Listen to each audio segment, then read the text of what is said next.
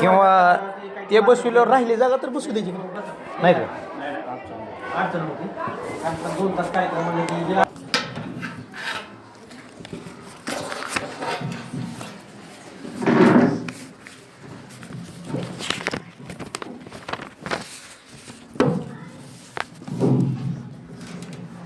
सन्माननीय व्यासपीठ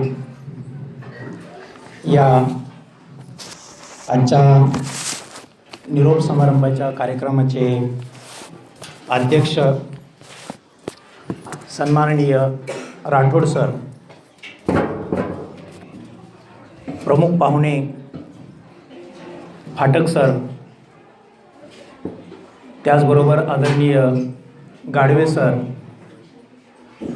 आदरणीय देशमुख सर, की जे एकमेव अशा प्रकारची लिपिक आहेत की जे आपलं स्वतःचं काम करून शिक्षकाप्रमाणे अध्यापनाचं कार्य शेवटपर्यंत करत आले, अशा प्रकारचे देशमुख सर, त्याचबरोबर गवाड सर, चौधरी सर, माझे वर्गमित्र आदरणीय माळी सर, या ठिकाणी उपस्थित असणारे माझे मित्र आदरणीय लंगडे सर, त्याचबरोबर माझ्या समोर बसलेले सर्व इयत्ता 9वी आणि 10वीचे विद्यार्थी आणि विद्यार्थी मित्रांनो, 4 दिवसापूर्वी अचानकपणे मला राठोड सरांचा फोन आला आणि राठोड सर मला फोनवरती म्हणाले की सर, मी यूट्यूबवरची तुमची 2 भाषणं ऐकली आणि शाळेत आल्याबरोबर मी तुमच्या नावाचं पत्र तयार केलं आहे आणि तुम्हाला यावं लागणार आहे. आणि फोन बंद केल्याबरोबर देशमुख सरांनी ते पत्र अगदी काही क्षणामध्ये मला टाकलं. ते पत्र मी पाहिलं आणि खरोखरच या ठिकाणी मला खूप आनंद झाला. त्याचं कारण असं की ज्या शाळेनं आजपर्यंतच्या इतिहासामध्ये 90 पासून ते आजपर्यंतच्या इतिहासामध्ये विविध क्षेत्रामध्ये अनेक विद्यार्थी पाठवण्याचं काम केलं. क्लास 1 असतील, क्लास 2 असतील, क्लास 3 असतील, चांगले चांगले व्यवसाय करणारे विद्यार्थी असतील आणि अशा प्रकारच्या एका यशाची उज्ज्वल अशा प्रकारची परंपरा असणाऱ्या एका माझ्या गावच्या शाळेमध्ये माझ्या गावच्या विद्यार्थ्याशी संवाद साधण्याची संधी मला मिळालेली आहे, याचा खऱ्या अर्थानं मला खूप आनंद झाला. म्हणून सर्वप्रथम मी या तुमच्या शाळेतील सर्व शिक्षकांचं ज्यांनी मला या ठिकाणी निमंत्रित केलं त्यांचे सर्वप्रथम मी मनापासून आभार व्यक्त करतो. विद्यार्थी मित्रांनो, जुळतं ते नातं असतं, जडणारी सवय असते, थांबणारी ओढ असते, वाढणारं प्रेम असतं, संपणारा सहवास असतो आणि ज्यावेळी सहवास संपतो म्हणजे निरोप दिला जातो, तो निरोप समारंभ असतो. आणि या निरोप समारंभाच्या निमित्तानं या ठिकाणी आज आपण सर्व एकत्रित आलेलो आहोत. निश्चितच तुमच्या सर्वांच्या मनामध्ये उत्सुकता असेल की नेमकं मी आता काय बोलणार, कारण का या सगळ्या बोलण्यातून विद्यार्थ्याच्या मनोगतातून माझ्या लक्षात आलं की खरोखरच सगळ्या शिक्षकांचं कार्य प्रेरणादायी आहे. खरोखरच चांगल्या प्रकारचं अध्यापन सगळे शिक्षक करतात, केलेलं आहे, हे मला सांगायची गरज नाही. कारण का भूतकाळातला जो या शाळेचा इतिहास आहे, यशाची उज्ज्वल परंपरा आहे, ही सगळं काही सांगून जाते. परंतु पुन्हा विद्यार्थ्याच्या तोंडून हे ऐकण्याची या ठिकाणी मला पुन्हा एकदा संधी मिळाली. म्हणून मी या तुमच्या अभ्यासक्रमावरती, तुमच्या या शाळेतील विषयावरती मी जास्त काही बोलू इच्छित नाही. मी बोलणार आहे ते तुमच्या भावी जीवनावरती. सध्याचं युग आहे विद्यार्थी मित्रांनो, स्पर्धेचं युग आहे. या स्पर्धेच्या युगामध्ये अनेक हुशार अशा प्रकारची मुलं जन्माला येत आहेत. एक 4 वर्षाचा माझा असणारा भाचा एके दिवशी सहज माझ्याजवळ आला आणि मला म्हणाला, मामा तुम्ही शिक्षक आहेत ना? त्यावेळी मी म्हणालो हो. मग मी तुम्हाला एक प्रश्न विचारू का? मी म्हणालो ठीक आहे विचार. त्यानं मला प्रश्न विचारला, मामा तुम्ही दररोज एका पायावरती कधी उभा राहता? मी म्हणलं कधीच नाही, मला आठवत नाही. म्हणलं उभाच राहत नाही. नाही म्हणला दररोज उभा राहता. म्हणलं नाही, शक्यच नाही. बघा म्हणला विचार करा. मी म्हणलं नाही. आणि मग तो मला म्हणाला, खरं सांगा ज्यावेळी तुम्ही पॅन्ट घालता त्यावेळी किती पायावर उभा असता?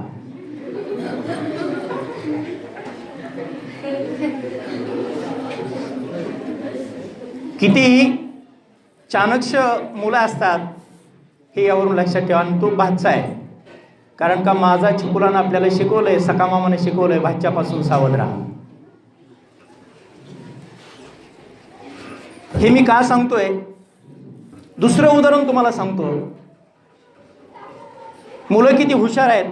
सहज एखाद्या मुलाला आपण जवळ घेतो, छोट्या मुलाला 2-3 वर्षाचा असेल, त्याला अंगणामध्ये घेऊन जातो, संध्याकाळची वेळ असते आणि त्याच्यापेक्षा आपल्याला जास्त बोलायची सवय असते. आपण त्याला सहज अंगणामध्ये गेल्यानंतर दाखवतो, तो बघ आकाशामधला तुला चंद्र दिसतोय. तो म्हणतो हो छान आहे. तो पुढचा प्रश्न विचारतो, तो चंद्र आहे आणि आजूबाजूला चमकणारं ते काय? आपण त्याला सांगतो त्या चांदण्या आहेत.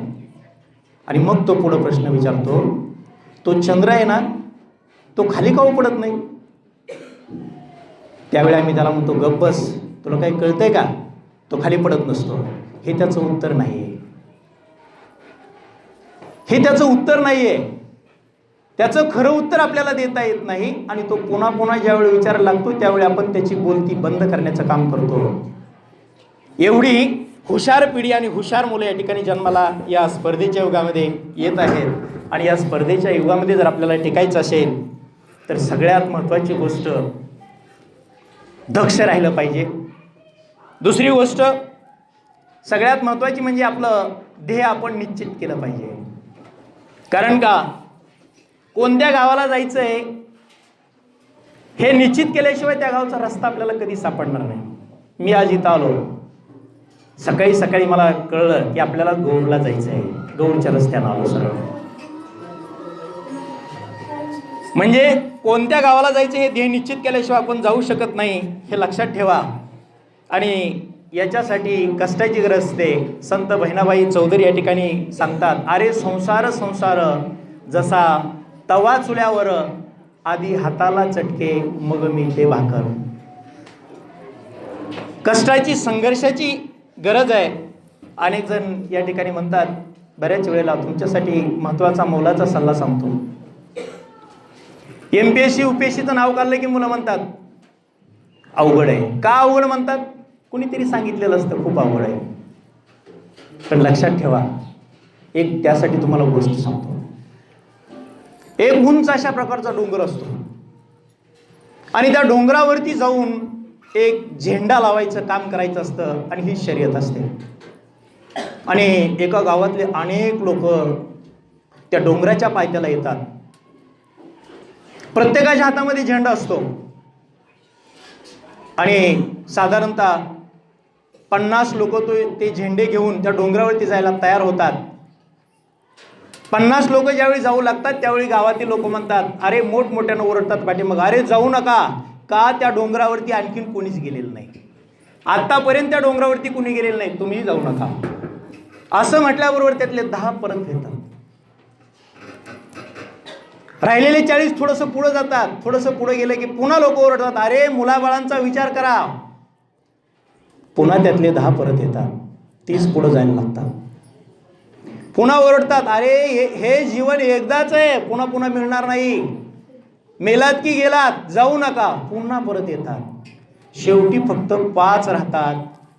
पुढं चाललेले असतात, सगळे परत येतात. त्या 5 मधले 4 जण थोडंसं पाठीमागं फिरून पाहतात, तर आपल्या मागं कोणच नाही. हे आपल्या पाठीमागं कोणच नाही हे बघतात. त्यावेळी ते 4ही परत येतात. एक मात्र तसाच चालत राहतो. अख्खा गाव ओरडतो, अरे एकटा जाऊ नकोस, तू जाऊ शकणार नाही. तो तसाच चालत राहतो. त्या डोंगरावरती पोचतो की ज्या डोंगरावरती आजपर्यंत कोणीच पोचलं नाही. तो झेंडा त्या ठिकाणी लावतो आणि झेंडा लावून परत येतो. अख्खा गाव त्याचा सत्कार करायला तयार होतं. का? आजपर्यंत ज्या डोंगरावरती कुणी जाऊ शकलं नाही त्या डोंगरावरती हा जाऊन पोचला. सगळं गाव त्याचा सत्कार करतं आणि मग सगळं गाव म्हणतं, अरे त्याला विचारू तरी आपण, नेमकं तू कसं गेला, आम्ही एवढ्या हाका मारल्या, तू पाठीमागं का आला नाही, याचं रहस्य त्याला विचारू. त्यावेळी जवळचा एक जण म्हणतो, अहो त्याला ऐकायलाच येत नाही, तो बाहेर आहे. गाव ज्यावेळी हाका मारत होतं त्यावेळी त्याला ऐकायलाच येत नव्हतं, सरळ गेला. तसं कधी कधी तुम्ही सुद्धा बहिर झालं तरी चालेल, पण पुढे चालत राहा. कारण का, त्याला जर ऐकायला येत असतं तर तो सुद्धा इतरांसारखा माघारी फिरला असता. म्हणून कोण काय सांगतं यापेक्षा पुढं जाण्याचा निश्चित या ठिकाणी प्रयत्न करा. स्वतःला आपल्या जीवनामध्ये कधीच कमी समजू नका. कारण का, पाठीमागं ओढणारे भरपूर असतात. कोणी कमी समजू नका. आणि जर कोणी कमी समजत असेल, जसं उदाहरणार्थ शिक्षक सुद्धा म्हणत असतात, कधी कधी आपले आईवडील म्हणत असतात, तुला हे कळत नाही, तुला ते कळत नाही, तुला साधा अभ्यास येत नाही, तुला साधं इंग्रजीचं पुस्तक वाचता येत नाही, असं म्हणणारे शिक्षक असतात. त्यावेळी एकच गोष्ट आपण लक्षात ठेवावी, ती म्हणजे सोनं जे असतं ना, त्या सोन्याच्या शुद्धतेवरती नेहमी शंका घेतली जाते. हे खरंच आहे का, हे खोटंच आहे का, परंतु लोखंडावर कधी शंका कोणी घेत नाही. घेतं का? अजिबात नाही. हे लोखंड खोटे असं कोणी म्हटलंय का? अजिबात नाही. सोनं खोटं आहे म्हणतो, पण आपण काय आहोत? काय सोनं आहोत हे लक्षात ठेवा. आपण सोनं आहोत म्हणून लोक आपल्यावरती शंका घेतात. आपण सोनं आहोत म्हणून शिक्षक शंका घेतात, म्हणून आईवडील शंका घेतात. म्हणून स्वतःला सोनं समजा आणि चालत राहा. स्वतःला ओळखा, मी कोण आहे, स्वतःला ओळखायला शिकलं पाहिजे. स्वतःला ओळखा आणि चालत राहा. जिद्द ठेवा आणि संघर्ष करण्याची उमेद तुमच्यामध्ये असू द्या. खरं म्हणजे तुमच्याकडं पाहिल्यानंतर 9वी आणि 10वीचे विद्यार्थी आहेत, नापास कोणी होईल असं वाटत नाही चेहऱ्यावरून. पण मी मात्र सांगतो, मी आत्ता 12वीच्या वर्गामध्ये नापास झालो. इयत्ता 12वीच्या वर्गामध्ये मी नापास झालो. आणि हे मला 1 वर्षानंतर कळलं की जे होतं ते भल्यासाठी होतं. एक राजा होता आणि त्या राजाबरोबर एक प्रधान नेहमी शिकारीला जायचा. राजाला खूप शिकारीची आवड होती आणि नेहमी तो शिकारीला जायचा. असंच एके दिवशी राजा आणि प्रधान दोघंजण शिकारीला गेले. शिकार करत असताना अचानकपणे राजाच्या पायाच्या बोटाला जखम झाली. त्यावेळी प्रधानजी म्हणला, जे होतं ते भल्यासाठीच होतं. राजाला खूप राग आला. अरे माझ्या पायाला जखम झाली, हा म्हणतो जे होतं ते भल्यासाठी होतं. दरबारामध्ये आणलं आणि सगळ्या सैनिकांना सांगितलं, या प्रधानाला अगोदर म्हणला जेलमध्ये टाका. जेलमध्ये ज्यावेळी टाकलं, दरवाजा बंद केला, त्यावेळी दरवाजा बंद केल्यावर तो पुन्हा म्हणला, जे होतं ते भल्यासाठीच होतं. राजा म्हणला, हा काय प्रकार आहे? दुसऱ्या दिवशी राजा पुन्हा शिकारीला गेला. शिकारीला गेल्यानंतर आज राजा मात्र एकटाच होता. भिल्ल समाजाच्या लोकांनी त्या राजाला पकडलं आणि त्यांनी ठरवलं की या राजाचा बळी द्यायचा. त्यांच्या गुरुच्या समोर नेऊन त्याला उभं केलं. आता बळी देणार आणि बळी देणारा समोर आला आणि सहज त्या बळी देणाराचं लक्ष त्या राजाच्या पायाच्या अंगठ्याकडे गेलं. अंगठ्याकडे लक्ष गेल्यानंतर त्यानं सांगितलं, याला सोडा म्हणला. का? याला आपल्याला बळी देता येणार नाही. का? तर ज्या माणसाच्या पायाला जखम आहे, ताजी जखम आहे, ज्यातून रक्तस्राव होतो, ज्या माणसाच्या पायाला एखादा अवयव नसतो किंवा शरीराला अवयव नसतो त्याला बळी देता येत नाही. राजाला सोडून दिलं. राजा दरबारात आला आणि त्याला म्हणाला, अरे घडलेला प्रसंग प्रधानाला सांगितला आणि म्हणला प्रधानाला अगोदर बाहेर काढा. प्रधानाला बाहेर काढलं आणि म्हणाला, का रे तुम्हाला त्या दिवशी तसं का म्हणालास? अहो म्हणला, या पायाच्या बोटामुळे मी वाचलो. जर माझ्या पायाचं बोट चांगलं असतं तर आज माझा बळी गेला असता. आणि म्हणून तो प्रधान म्हणाला, म्हणूनच मी तुम्हाला म्हणालो होतो की जे होतं ते भल्यासाठी होतं. दुसरा प्रश्न राजाने विचारला की ज्यावेळी मी तुला जेलमध्ये टाकलं त्यावेळी तू ही पुन्हा म्हणाला की जे होतं ते भल्यासाठी होतं, असं का म्हणाला? त्यावेळी प्रधानजीनं उत्तर दिलं. प्रधानजी म्हणाले, राजे तुम्हाला माहिती आहे ज्या ज्यावेळी तुम्ही शिकायला जाता त्यावेळी मी सतत तुमच्याबरोबर असतो. जर काल मी जर शिकायला तुमच्याबरोबर असतो तर तुमचा बळी गेला नसता, माझा गेला असता. तुम्हाला सोडून दिलं असतं परंतु माझे मात्र हातपाय शाबूत होते, माझा बळी गेला असता. म्हणून मी म्हणलं की जे होतं ते भल्यासाठी होतं. पण हा आदर्श तुम्ही घेऊ नका. हा आदर्श तुम्ही घेऊ नका. कोणता आदर्श घ्यायचा हे पुढं सांगतो. 1 वर्ष ज्यावेळी मी 12वी नापास झालो आणि गावातच होतो त्यावेळी खऱ्या अर्थानं मित्रांनो मला शेतामधलं प्रत्येक काम करावं लागलं. ही वस्तुस्थिती आहे.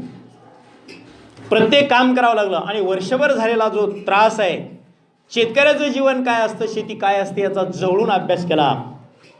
तुम्ही नापास होण्याचा आदर्श घेऊ नका.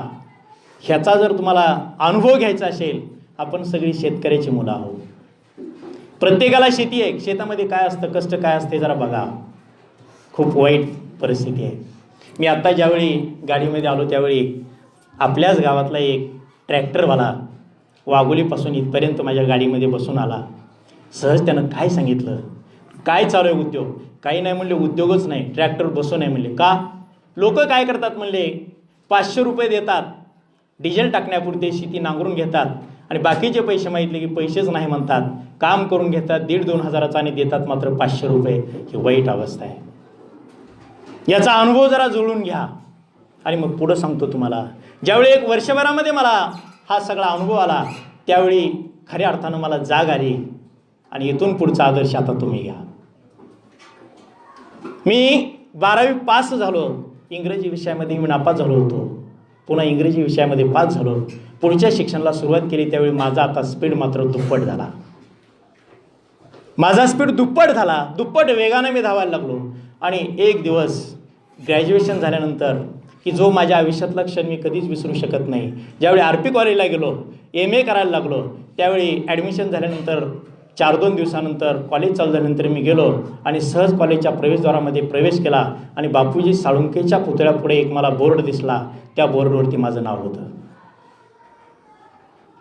त्या बोर्डवरती माझं नाव दिसलं, MA प्रथम वर्ष आणि माझं पुढं नाव. मला आश्चर्याचा पुन्हा धक्का बसला. काहीतरी भानगड झाली म्हणलं, हे नाव का बरं इथं आलं? त्यावेळी मग मी चौकशी केली, विचारलं. त्यावेळी म्हणले हे ज्या ज्या वर्गाचे वर्ग प्रतिनिधी आहेत त्या वर्ग प्रतिनिधीचे नाव आहेत. म्हणजे ज्यावेळी ॲडमिशन होतं त्यावेळी त्या वर्गामध्ये सगळ्यात जास्त गुण कुणाला आहेत, तो व्यक्ती, तो विद्यार्थी त्या वर्गाचा वर्ग प्रतिनिधी असतो. त्यावेळेपासून मनामध्ये पुन्हा आणखीन जिद्द निर्माण केली. एक ध्येय निश्चित केलं की जोपर्यंत मी RP कॉलेजमध्ये आहे तोपर्यंत मी पुढं कुणाला जाऊ देणार नाही. आणि हे बघायचंच असेल तर 99 ते 2000 आणि 2000 ते 2001 या 2 वर्षामध्ये जे कॉलेज मॅगझिन छापतं त्या मॅगझिनमध्ये माझे फोटो आहेत. दुसऱ्याही वर्षी मी कुणाला पुढं जाऊ दिलं नाही. दुसरा एक प्रसंग तिथलाच, ज्या त्या विभागाचे एक विभाग प्रमुख असतात त्या विभाग प्रमुख माझे होते AD जाधव सर म्हणून, इतिहास विभाग प्रमुख. त्या AD जाधव सरांनी ज्यावेळी आमचा कुलगुरू KP सोनवणे औरंगाबाद विद्यापीठ यांच्या हस्ते सत्कार करण्यात आला आणि ज्यावेळी मी सत्कार घ्यायला पुढे गेलो त्यावेळी हातात हात दिला. तो माझ्या आयुष्यातला क्षण मी कधीच विसरू शकत नाही.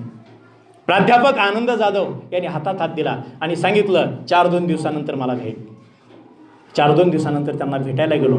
ते सरळ मला कुठे घेऊन गेले, लायब्ररीमध्ये घेऊन गेले. विद्यार्थ्यांसाठी 2 पुस्तकं देतात परंतु त्यांनी त्या मोरे सर म्हणून ग्रंथपाल होते त्या ग्रंथपालांना सांगितलं हा माझा विद्यार्थी, हा आतमध्ये प्रवेश करेल. विद्यार्थी ज्या खिडकीतून पुस्तके घेतात तिथून येणार नाही. त्या AD जाधवची माझी ओळख नव्हती, काहीच नव्हती. आतमधून प्रवेश मला मिळाला. 2 नाही, या माझ्या विद्यार्थ्याला तुम्ही 4 पुस्तकं दिली पाहिजे. आणि खऱ्या अर्थाने विद्यार्थी दशेतले ते क्षण मी कधीच विसरू शकत नाही. तिथून पुढं मला 4 पुस्तके मिळायला लागली. पुस्तकं कशी मिळत होती? माझ्या मनावर मिळायची. मी लायब्ररीमध्ये जायचं आणि जे मला पुस्तक हवंय ते पुस्तक मी माझ्या हातानं काढून त्या काउंटरवरती ठेवायचं आणि मग ते मला मिळायचं. आणि अशी 2 वर्ष त्या ठिकाणी गेली. पहिला नंबर कधीच सोडला नाही. 2 वर्षामध्ये पहिला नंबर कधी सोडला नाही. तिथून पुढं मी BEdला गेलो. माळी सर माझे 1-2 महिन्याचे वर्गमित्र आहेत BEdचे. BEd झाल्यानंतर 2003मध्ये अवघ्या 2 महिन्यामध्ये मी गणेश विद्यालय तिरखेड या ठिकाणी गेलो. तो आजपर्यंत 16 वर्ष झाली मी त्या ठिकाणी अध्यापनाचं काम करतो. ज्यावेळी मी गणेश विद्यालयामध्ये 2003ला गेलो त्यावेळी पुन्हा प्राध्यापक A.D. जाधवनी मला बोलून घेतलं आणि एक ऑर्डर दिली 1 वर्षाची. 10 ते 4 मी शाळा करायची आणि 4 वाजता उस्मानाबादला जायचं. 4:15ला माझा तास उस्मानाबादमध्ये असायचा RP कॉलेजमध्ये. ज्या वर्गामध्ये मी शिकलो त्याच वर्गाला अध्यापन करण्याची संधी मला प्राध्यापक A.D. जाधवनी दिली. 5:15 ते 6:15, 6:15 ते 7:15पर्यंत मी RP कॉलेजमध्ये 2 पिरियड घ्यायचे आणि पुन्हा संध्याकाळी माझ्या या गावी यायचं. दररोज 8:30-9 वाजायच्या. 1 वर्ष, आठवड्यातून 3 दिवस. विद्यार्थी मित्रांनो, हे तुम्हाला का सांगतो? संघर्ष जर करायची जिद्द आपल्या मनामध्ये जर आपण निर्माण केली, स्वतःला कधीच कमी समजू नका. कधी तुम्हाला वाटत असेल मला इंग्रजी येत नाही, कुणाला वाटत असेल मला गणित जमत नाही, कोण म्हणत असेल मला विज्ञान कळत नाही, असं काही नाही. सगळेच विषय यावे असं काही नाही. अरे मला जर इंग्रजी येत असतं तर मी पास झालो असतो ना, झालो असतो का नाही? मला जर इंग्रजी येत असतं चांगलं तर मी नापास झालो नसतो ना. काय बंद पडलं? काहीच नाही. ज्यावेळी तुम्ही 10वी पास व्हाल त्यावेळी 10वी पास झाल्यानंतर अभ्यासाच्या वेगवेगळ्या संधी आहेत, वेगवेगळे मार्ग आहेत. जे आपल्याला जमतंय त्या मार्गाने या ठिकाणी आपण जायचं असतं. स्वतःला कधीच कमी समजायचं नसतं.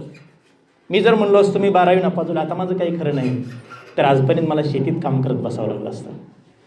गेली 16 वर्ष झालं ज्या वर्गामध्ये मी नापास झालो त्याच वर्गाला गेल्या 16 वर्षामध्ये यशस्वीपणे अध्यापन करतोय. 9वी 10वी 11वी 12वी असं काही नसतं. जो सचिन तेंडुलकर आता 12वीमध्ये नापास झाला त्याच सचिन तेंडुलकरचा पाठ इयत्ता 12वीच्या पुस्तकात आहे. बघा, इयत्ता 12वीच्या इंग्रजीच्या पुस्तकामध्ये त्याचा पाठ आहे. तो सुद्धा 12वीमध्ये नापास झाला. थोडासा बारकाईने विचार करा, बारकाईने अभ्यास करा. असे अनेक विद्यार्थी आहेत की जे इयत्ता 10वी आणि 12वीमध्ये नापास झाले पण आपल्या जीवनात पास झाले. आपल्याला जीवनात पास व्हायचं आहे. लक्षात आलं?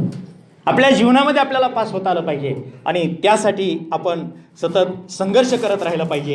ही गोष्ट या ठिकाणी आपण लक्षात ठेवावी. संघर्षाशिवाय मित्रांनो काही नसतं. ज्यावेळी 1990मध्ये तुमची शाळा स्थापन झाली त्यावेळी या ठिकाणी उपस्थित देशमुख सर आणि गाडवे सर दोघंच आहेत.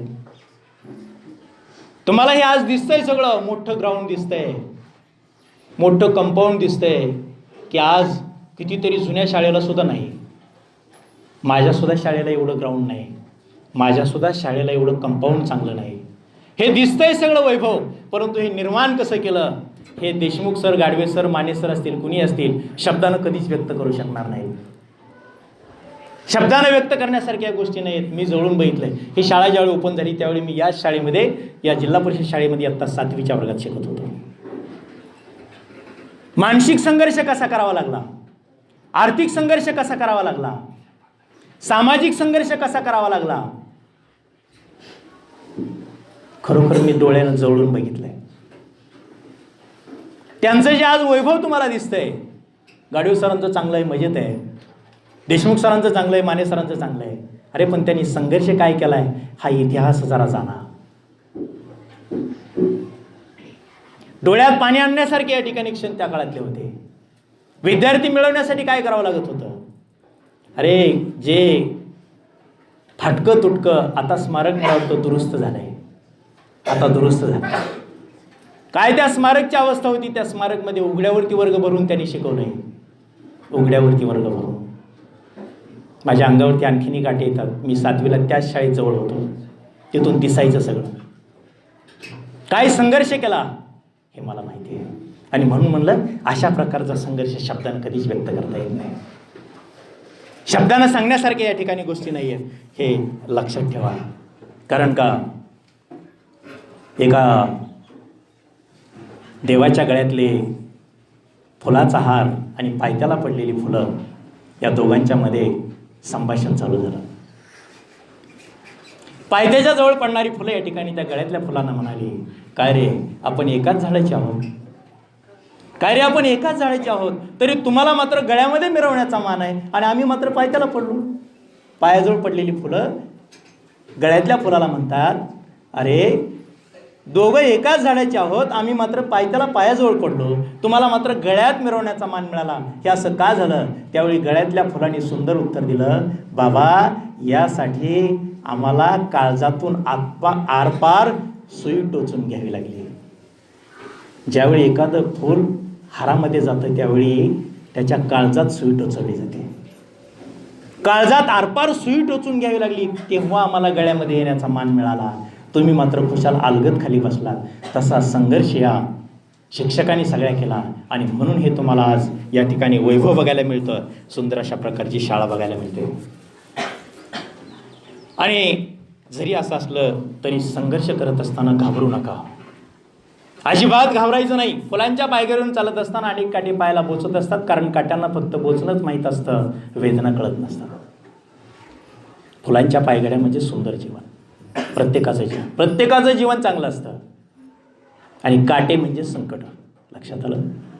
फुलांच्या पायघड्यावरून चालत असताना अनेक काटे पायाला बोचत असतात, कारण काट्यांना फक्त बोचणंच माहीत असतं, वेदना कळत नसतात. पण आपण आपली पाय एवढी घट्ट करावी, एक दिवस काटेच म्हणतील हम झुकते हे तुम चले जाओ.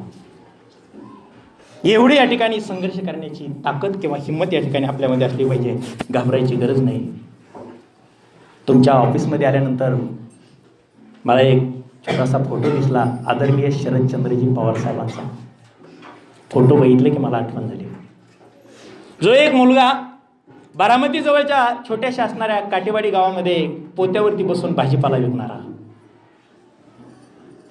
इतिहास बघा, बारामती जवळच्या काटेवाडी गावामध्ये पोत्यावरती बसून भाजीपाला विकणारा एक मुलगा एवढं स्वप्न बघतो, एवढा पुढे जातो की महाराष्ट्राचा 3 वेळा मुख्यमंत्री, देशाचे गृहमंत्री, देशाचे कृषी मंत्री, राष्ट्रवादी काँग्रेसचे अध्यक्ष आणि एवढंच नाही तर जगामध्ये नावलौकिक मिळवू शकतो. मग आपण का नाही? मोठं प्रश्नचिन्ह समोर द्या.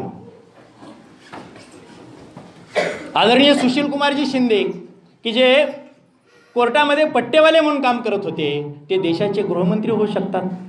मोठं प्रश्नचिन्ह द्या. विचार करा. अंबानीसारखा एक मुलगा की जो पंपावरती पेट्रोल टाकतो, कामगार म्हणून काम करतो आणि एक दिवस तोच पेट्रोल डिझेल भरत मनामध्ये स्वप्न निर्माण करतो, एक दिवस माझ्या आयुष्यामधला असा असेल की डिझेल पेट्रोल माझं असेल. वाहनं जरी तुमची असली तरी या वाहनामध्ये असणारे डिझेल आणि पेट्रोल माझं असेल. ते स्वप्न पूर्ण करणारा अंबानी, लक्षात ठेवा. की अशा प्रकारची मोठी स्वप्न बघा. APJ अब्दुल कलाम की जे विद्यार्थी देशामध्ये रेल्वेमध्ये पेपर टाकण्याचं काम करत होते, ते APJ अब्दुल कलाम देशातलं सर्वोच्च पद मिळवू शकतात, राष्ट्रपती होऊ शकतात. आणि म्हणून की अशा प्रकारची उदाहरणं समोर ठेवा आणि स्वप्न बघायला शिका. स्वप्न बघा. APJ अब्दुल कलाम यांनी सांगितलं स्वप्न बघा. पण कोणती? आम्ही हे दररोज स्वप्न बघतो, आम्ही सुद्धा दररोज स्वप्न बघतो, पण आमची स्वप्न फक्त झोपेतली आहेत. स्वप्न अशी बघा, संध्याकाळी झोपी डोळे बंद केलेले असतात, त्यावेळी पडणारं स्वप्न सकाळ झाली की संपुष्टात येतं. स्वप्न असं बघा की जे स्वप्न पूर्ण केल्याशिवाय डोळे बंद होणार नाहीत. स्वप्न असं बघा जे स्वप्न पूर्ण झाल्याशिवाय डोळे बंद होणार नाहीत. अशा प्रकारची स्वप्न या ठिकाणी आपण बघितली पाहिजे. स्वप्न बघायला काय हरकत आहे? असं म्हणतात की डॉक्टर होण्याचा प्रयत्न केला तरी कसं तरी कंडक्टर तरी होता येतं. म्हणून स्वप्न या ठिकाणी मोठी बघा आणि त्याप्रमाणे या ठिकाणी आपण वाटचाल केली पाहिजे. इयत्ता 10वी पास झाल्यानंतर तुम्ही बाहेर जाणार आहात आणि त्यासाठी ही गोष्ट एक लक्षात ठेवा, ज्यावेळी तुम्ही बाहेर जाल ना त्यावेळी संगत चांगलीची करा. आमची मुलं कुठं कमी पडतात? आमच्या मुलामध्ये कमतरता का निर्माण होते त्याचं कारण असं असतं की आम्हाला मैत्री कुणाशी करावी, संगत कुणाशी करावी हेच आम्हाला आणखीन कळलेलं नसतं. संगत प्रत्येकाने एक गोष्ट लक्षात ठेवायची, संगत कोणाशी करायची, आपल्यापेक्षा जो हुशार आहे ना त्याची संगत करा.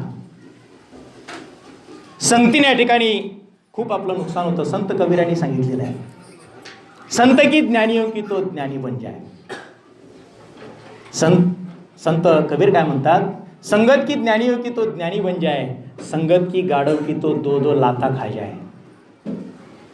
म्हणून संगत सुद्धा कुणाशी करायची हे सुद्धा या ठिकाणी आपण लक्षात घेतलं पाहिजे. या जगामध्ये स्पर्धेशिवाय काहीच मिळणार नाही, कष्टाशिवाय काहीच मिळणार नाही. आणि जर विना कष्टाचं जर मिळवायचं म्हटलं तर काय होतं तुम्हाला सांगतो. एक दगडफोड्या होता, तो दगड फोडून आपलं जीवन जगायचं. आणि एके दिवशी दगड फोडत असताना त्याच्या मनात आलं की काय आपलं जीवन आहे, सगळं फुकट मिळावं, कष्ट न करता मिळावं असं वाटायचं. त्याला वाटलं जमिनीचं जीवन किती चांगलं आहे, निवांत आहे बसून. आणि म्हणून ईश्वराला एके दिवशी म्हणाला, हे ईश्वरा मला दगडफोडीच्या ऐवजी जमीन तू केलं तर बरं होईल. ईश्वरालाही वाटले याची थोडीशी गंमत करावी. ईश्वर तथास्तु म्हणाला आणि त्याचं रूपांतर जमिनीमध्ये झालं. काही दिवस गेले आणि शेतकरी जमीन नांगरायला आला, त्यावेळी त्याच्या अंगावरती ओरखाडे उमटायला लागले. ऊन पडलं, ऊन लागायला लागलं. पाऊस आला, पावसाळ्याचे दिवस आले, पावसाचा त्रास व्हायला लागला.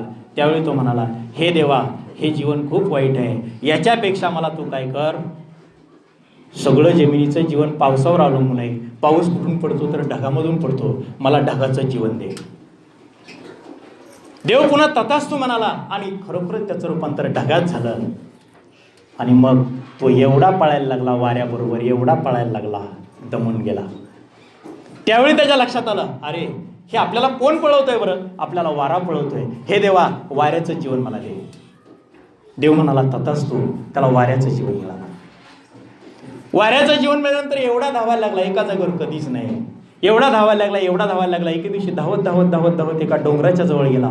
त्या डोंगरावरती प्रचंड असा मोठा एक दगड होता आणि त्या दगडाकडे पाहिलं आणि त्याला वाटलं या दगडाचं जीवन किती चांगलं आहे. देवाला म्हणाला, अरे देवा मला दगड बनव. देव तथास्तु म्हणाला आणि त्याचं रूपांतर दगडात झालं.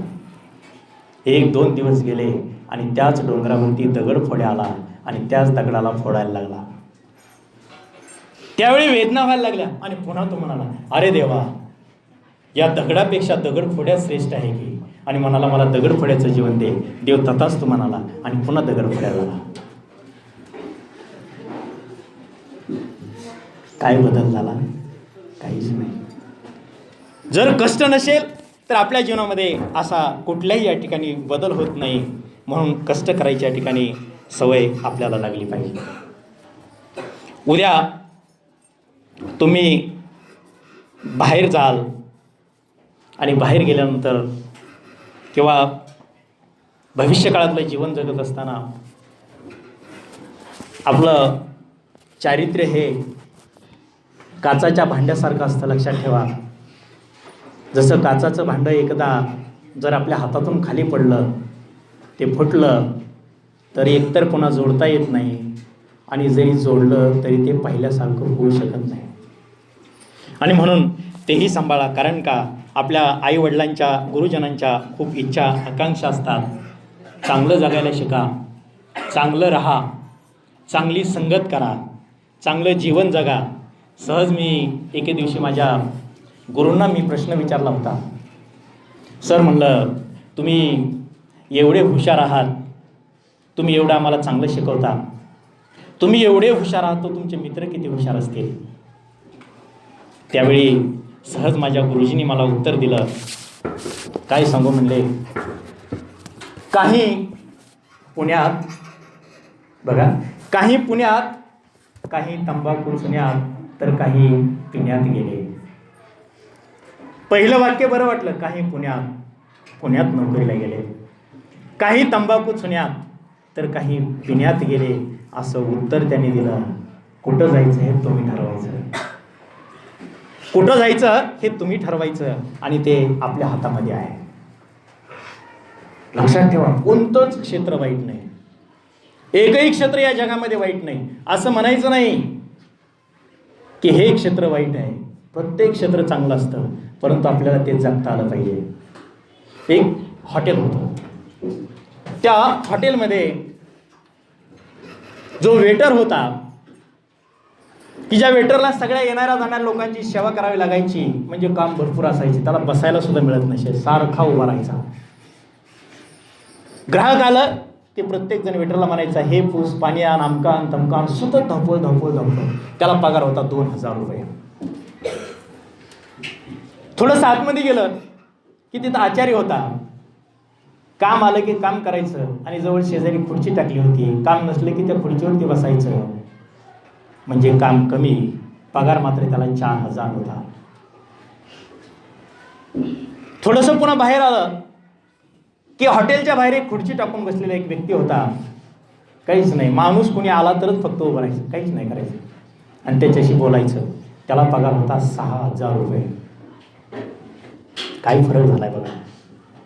वेटरला काम भरपूर करावं लागतं, 2000 पगार. त्याच्यापेक्षा काम कमी आचार्याला आहे, दुप्पट पगार झाला, 4000. काम कमी झालं.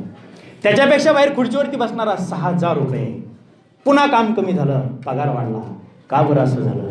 सगळ्यात पगार कमी कोणाला होता? वेटरला, ज्याच्याकडं कसलंच कौशल्य नव्हतं, फक्त साफसफाई एवढीच यायची. 4000 उचलणारा आचारी होता, त्याला थोडंसं स्वयंपाक करण्याचं ज्ञान होतं, पगार वाढला, काम कमी झालं. जो बाहेर बसलेला होता त्याला 6000 पगार होता. तो काय करत होता? 3-4 भाषेमध्ये बोलत होता. कुठला माणूस आलाय, कुठल्या राज्याचा, त्याच्याशी त्यानं संभाषण करायचं आणि त्याला संभाषण केलं की लोकांना वाटायचं हे आपल्या जवळच आहे, कळायचं आणि म्हणून लोक हॉटेलमध्ये यायचे. म्हणून त्याला पगार होता 6000.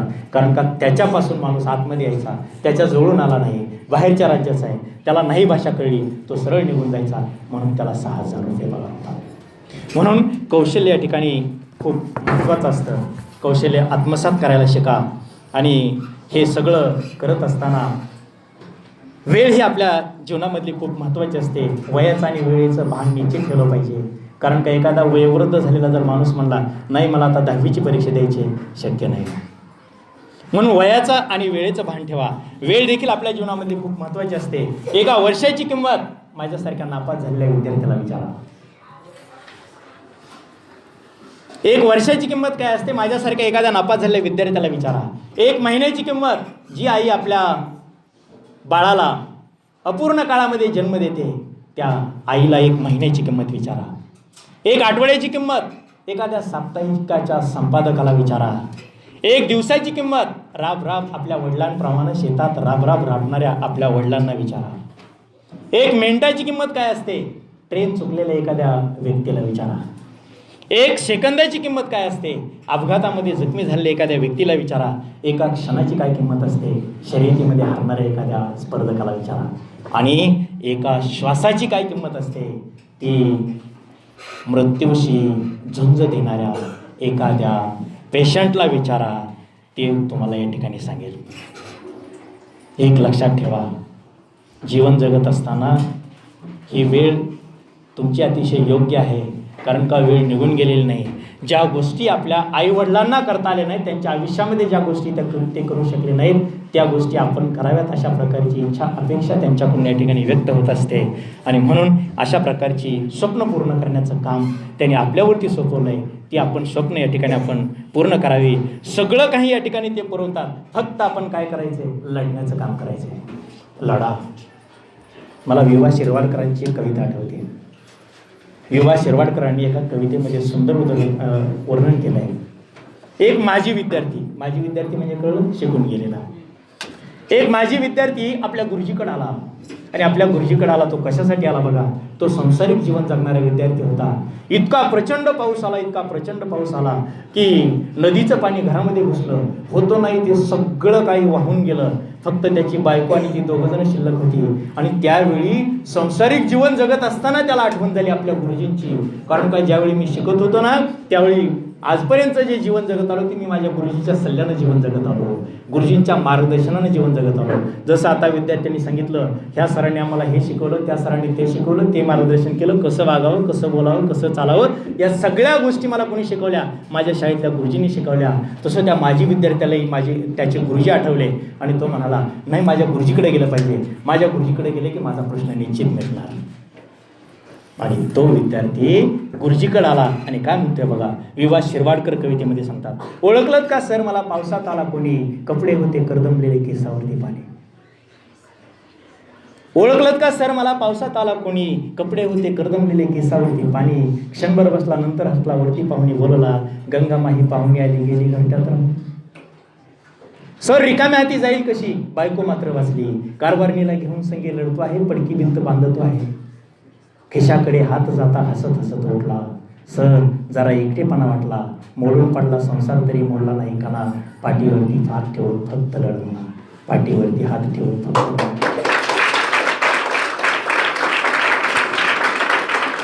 गुरुजींना असं वाटलं, गुरुजी सुद्धा किती दिलदार असतात बघा, गुरुजी सुद्धा किती दिलदार असतात. आज जरी तुम्ही यांना सोडून गेलात ना, कोणीतरी सांगितलं लेख म्हणून आठवण ठेवा, कधीतरी या, कधीच विसरणार नाही. गुरुजी कधी विसरत नसतात हे विवा शिरवाडकर सांगतात. तो ज्यावेळी म्हणतोय सगळं काही सांगतोय, फक्त बायको वाचली आहे, त्यावेळी तो या ठिकाणी सांगतोय, त्यावेळी गुरुजी खिशाकडे हात जाता हसत हसत उठला. गुरुजींना असं वाटलं, अरे याला आर्थिक मदतीची गरज आहे. गुरुजींनी खिशाकडे हात घातला, त्या वयामध्ये सुद्धा खिशात हात घातला, याला काहीतरी पैसे द्यावे, याला काहीतरी मदत करावी. खिशाकडे हात जाता हसत हसत उठला. खिशाकडे हात गेल्याबरोबर तो विद्यार्थी हसत उठला, सर जरा एकटेपणा वाटला, मी यासाठी आलो नाही, जरा एकटेपणा वाटला, मोडून पडला संसार तरी मोडला नाही काना, पाठीचा काना शाबूत आहे. मोडून पडला संसार तरी मोडला नाही काना, मी का आलोय पाठीवरती पुन्हा एकदा पहिल्यासारखा हात ठेवा आणि पुन्हा मला लढ म्हणा, बस मी माझा संसार उभा करायला पुन्हा तयार आहे. हे गुरुजी असतात, लक्षात ठेवा. ते गुरुजी तुम्हाला कधीच विसरणार नाहीत. शेवटपर्यंत त्या ठिकाणी गुरुजी तुमच्या आठवणीत राहतील, ते तुम्हाला कधीही विसरू शकणार नाही. जाता जाता शेवटी आता पूर्वीसारख्या प्रश्नपत्रिका राहिल्या नाही, आता कृतीपत्रिका आलेल्या आहेत. हे सगळं काही तुमच्या सरांनी सांगितले मला माहिती आहे, परंतु एक विनोदाच्या माध्यमातून अचूकता कशी आली आहे. कारण का पूर्वी आम्ही ज्यावेळी शिकत होतो त्यावेळी आम्हाला उत्तर 10 ओळी 20 ओळी शब्दमर्यादा याच्यात उत्तरं लिहावी लागायची. आता मात्र एका एका शब्दात उत्तर आहे, शब्दालाच मार्क आहे. म्हणजे अचूकता आली. एक उदाहरण तुम्हाला जाता जाता सांगतो. अचूकता आपल्याकडे किती असली पाहिजे. एक निबंध आला होता परीक्षेमध्ये आणि त्या निबंधाचं नाव होतं पुष्पांच्या सहवासात. निबंधाचं नाव होतं पुष्पांच्या सहवासामध्ये. आमच्या विद्यार्थ्यांना सहज वाचलं पुष्पाच्या सहवासात. पुष्पा नावाची त्या मुलाची मैत्रीण होती, त्यांना अनुसार बघितलाच नाही. पुष्पाच्या सहवासात एवढंच वाचलं आणि इतका सुंदर निबंध लिहिला, इतका सुंदर निबंध लिहिला, त्या शिक्षकांना इतका आवडला की त्या शिक्षकांनी आपल्या बायकोला दाखवला.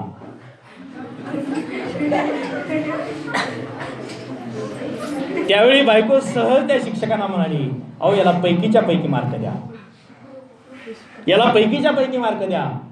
त्यावेळी शिक्षक म्हणाले, का बरं? अहो म्हणले, तुम्हाला तुमच्या आयुष्यात जमलं नाही, जे तुम्हाला तुमच्या आयुष्यामध्ये जमलं नाही ते अवघ्या 15 मिनिटात त्या पोरानं किती सुंदर लिहिले हो. पण शिक्षक मात्र हुशार होते, शिक्षकांनी मात्र 0 मार्क दिले. शिक्षकांनी मात्र 0 मार्क दिले. का? निबंध होता पुष्पांच्या सहवासात. पुष्प म्हणजे फुलं, फुलांच्या सहवासामध्ये वर्णनात्मक निबंध होता. याला अनुसार सोडून दिला, अनुसारकडे लक्ष दिलं नाही आणि पुष्पाच्या सहवासात एवढंच वाचलं आणि सुंदर निबंध घ्यायला सुरुवात केला. आणि मग अचूकतेकडे या ठिकाणी लक्ष ठेवा. जाता जाता शेवटी तुमचे गुरुजी, तुमची शाळा आणि त्याचबरोबर हे सगळे ऋणानुबंध जी नाती आहे ती नाती या ठिकाणी कधी विसरू नका. म्हणून 4 ओळी तुमच्यासाठी. आपल्या सावलीपासून आपणच शिकावं, आपल्या सावलीपासून आपणच शिकावं, कधी लहान तर कधी मोठं होऊन जगावं. आपल्या सावलीपासून आपणच शिकावं, कधी लहान तर कधी मोठं होऊन जगावं. शेवटी काय घेऊन जाणार आहोत सोबत? म्हणूनच नात्याचं हे सुंदर रूप हे असंच कायम जपावं. नात्याचं हे सुंदर रूप असंच कायम जपावं. तुमच्या भावी जीवनासाठी मनपूर्वक शुभेच्छा देतो. 1 मार्च 2019 पासून तुमची बोर्डाची परीक्षा चालू होते. त्या परीक्षेसाठी तुम्हाला हार्दिक शुभेच्छा देतो. तुमचं भावी जीवन हे उज्ज्वल असो. तुमच्या भावी जीवनामध्ये सुख समृद्धी आरोग्यदायी अशा प्रकारचं तुमचं भावी जीवन तुम्हाला मिळो एवढी या ठिकाणी ईश्वरचरणी प्रार्थना करतो. आणि पुनश्च एकदा या ठिकाणी माझ्या गावामध्ये मला बोलण्याची संधी राठोड सर आणि त्यांचा पूर्ण स्टाफ यांनी माझ्या गावातील मुलांची मला हिंदू साधण्याची संधी उपलब्ध करून दिली. म्हणून पुनश्च एकदा त्यांच्या ठिकाणी मी मनपूर्वक आभार व्यक्त करतो आणि मी या ठिकाणी माझं हे माझं संतोष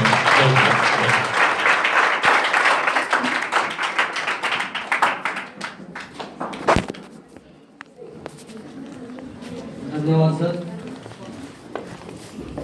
आपण आपल्या जीवनामध्ये कसं यशस्वी व्हावं, यशस्वी